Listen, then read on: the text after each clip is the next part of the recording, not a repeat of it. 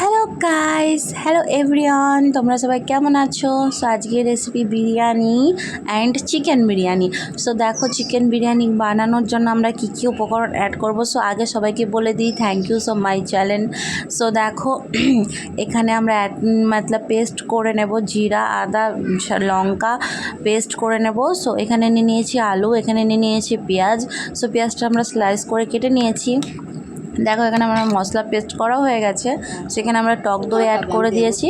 So add করে দিয়েছি মশলা। So paste করে রাখা মশলাটাকে অ্যাড করে দিয়েছি। সো দেখো এর মধ্যে আমরা অ্যাড করে দেব হলদে।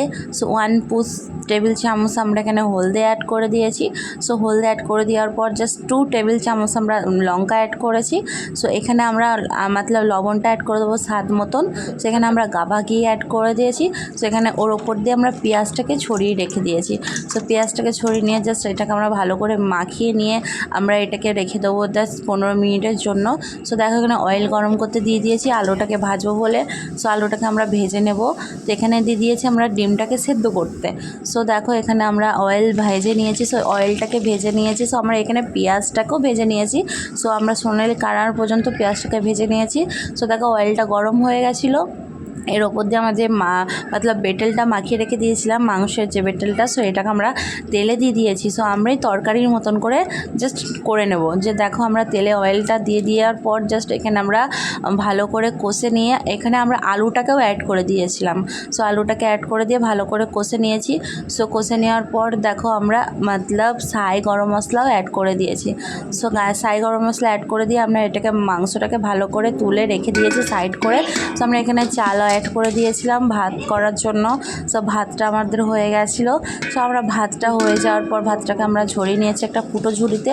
সো ঝরিয়ে নেওয়ার পর দেখো এখানে আমরা নিয়ে নিয়েছি একটা হাঁড়ি। সো হাঁড়িটাকে আমরা দেবো কিছু ভাপের জন্য, হাঁড়িটা নিয়ে নিয়েছি।